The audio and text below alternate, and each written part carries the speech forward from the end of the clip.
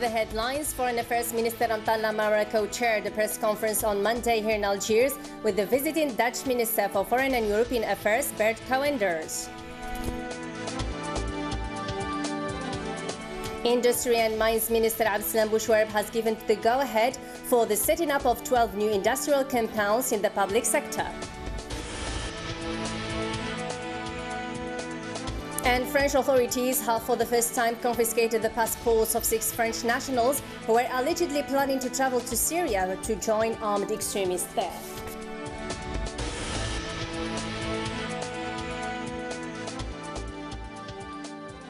Hello ladies and gentlemen, you're watching Dzair News and welcome to this English news edition.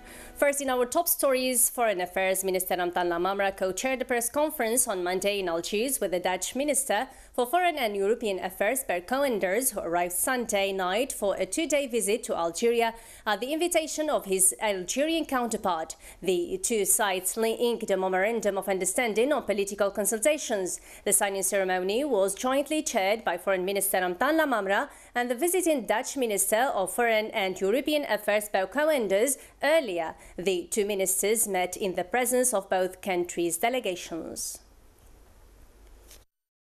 In a piece of information, the President of Kenya, Uhuru Kenyatta, will start Tuesday a 3-day state visit to Algeria at the invitation of President of the Republic, Mr. Abdelaziz Bouteflika. A statement from the Presidency of the Republic said Monday.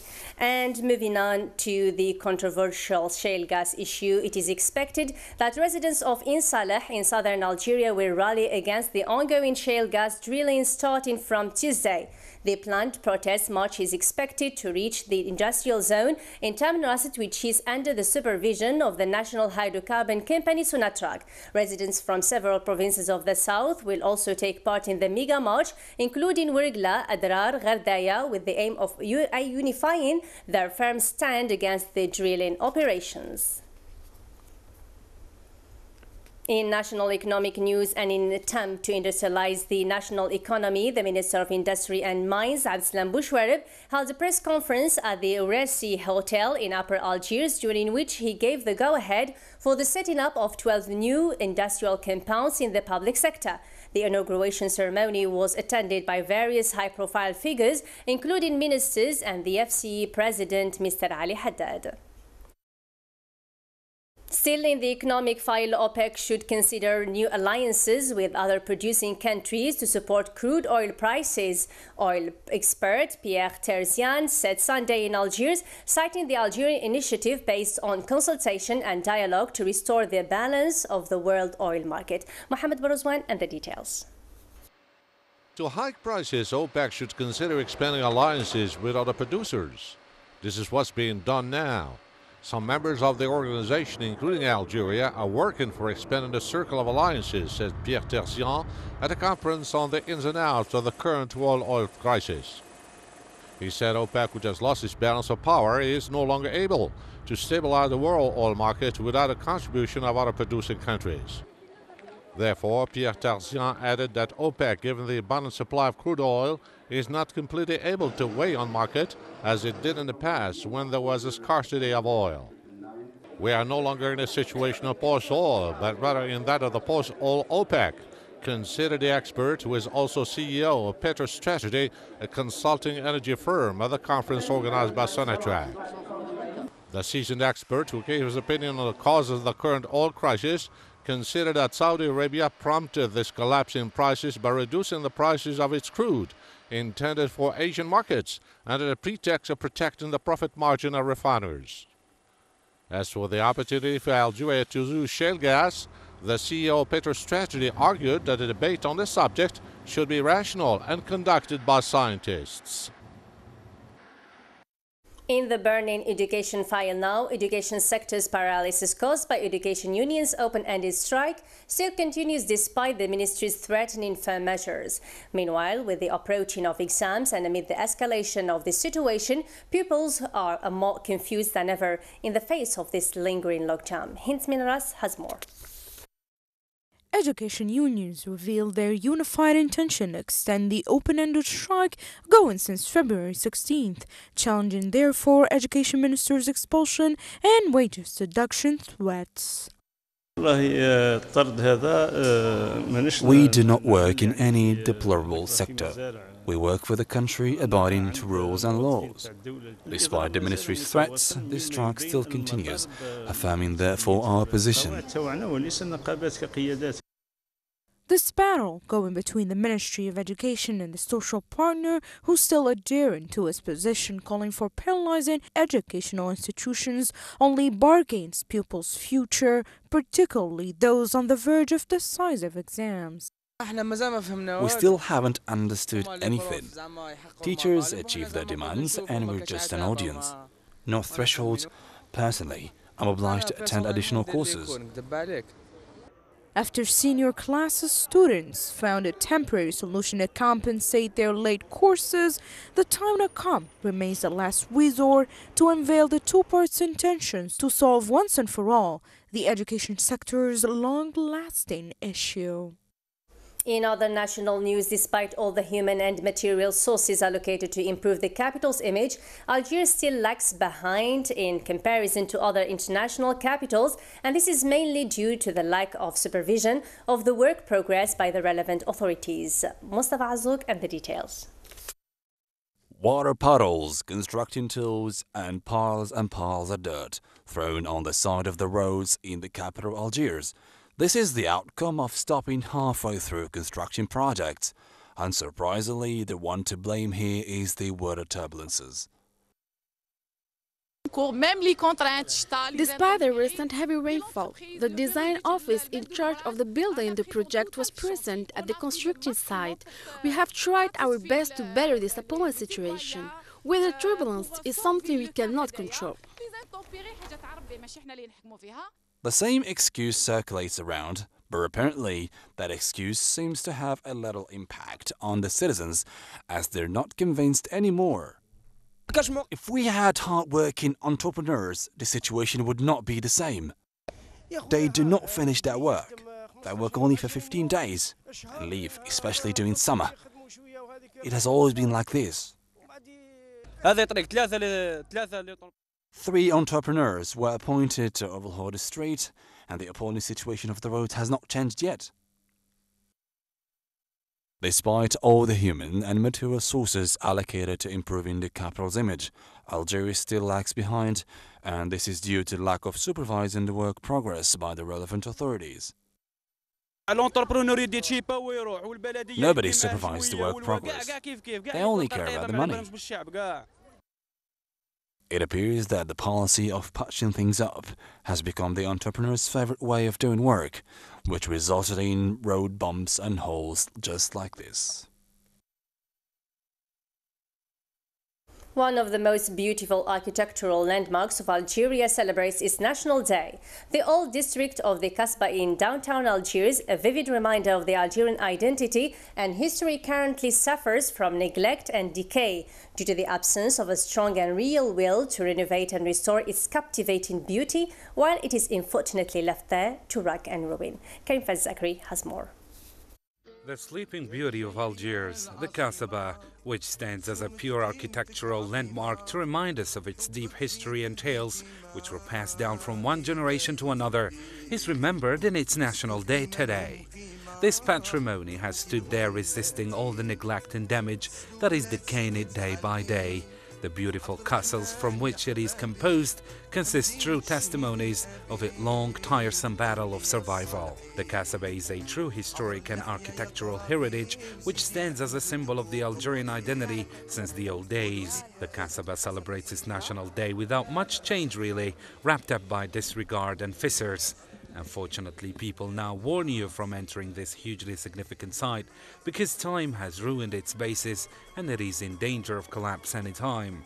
However, time isn't really the responsible for this, but rather the absence of a true will to restore the beauty of this treasure, despite the few attempts which the area witnessed before by the ministerial departments. These attempts didn't give a satisfactory result at all, which go with the significance and level of the Kasbah. Recently, we only hear of thousands of speeches reassuring that the renovation and restoring processes will take place, yet actions are absent. In addition, the cultural significance is never mentioned in these kinds of speeches. So, who is responsible behind this? Accusation fingers are pointed randomly here and there, while the Kasbah is being damaged by the seconds, taking it to a stage which any tongue around the world stands expressionless before the scenes of ruins and rebels, which have become a normal decor of this site.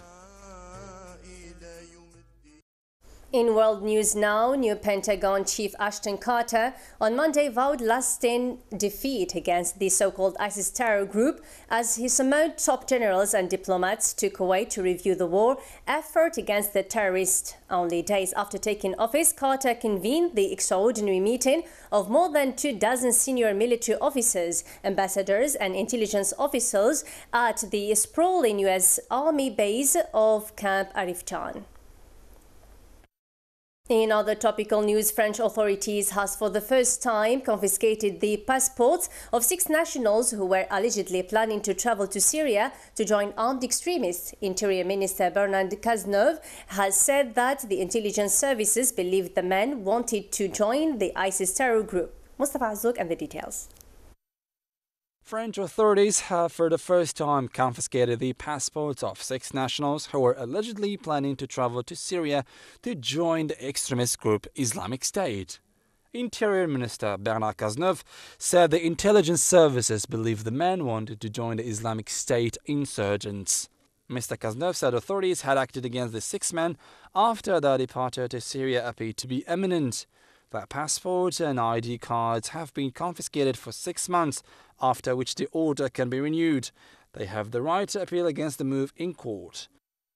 Reports in French media say some of the men were reported to the authorities by relatives using a new established telephone hotline, while others were identified by police investigations.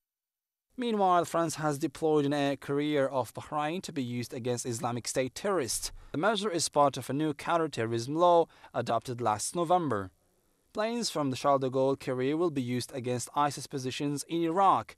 The first Rafale fighter jet took off on Monday morning from the carrier as it sailed about 200 kilometers off the northern coast of Bahrain.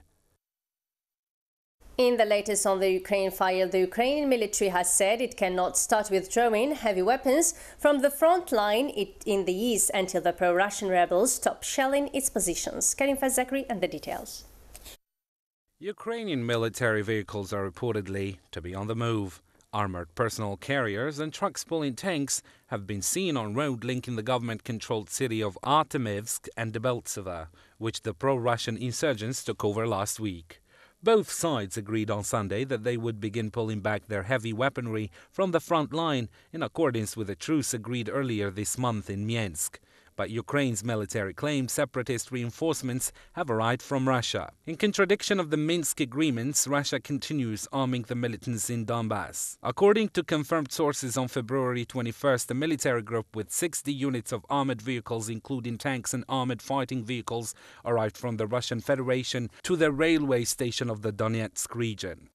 A pro-Russian rebel commander confirmed that separatists would also begin pulling back heavy weapons from the front line. A column of rebel tanks were seen leaving a rebel-held town on Sunday on their way to Donetsk. Alexander, rebel fighter, said their troops were still facing attacks. The Ukrainian army shoot every morning and at night. As usual, it's mortars, howitzers and tanks firing at us. Over there, in that village, they still have unexploded shells stuck in the ground. The Interfax news agency quoted one rebel commander as saying it would take 2 weeks for them to withdraw heavy weapons. And finally, to wrap it up, we are not so different after all. Ancient cities grow like our modern cities. Researchers have found that cities from hundreds and thousands of years ago follow the same basic rules as the ones we live in today. A new paper shows the populations of these ancient cities also grew more productive the denser the city became. Usama Snusi and the details. When modern cities grow, they follow certain rules. As the population increases, the settled area becomes denser instead of sprawling outward. This allows people to live closer together, use infrastructure more intensively, interact more frequently, and as a result produce more per person.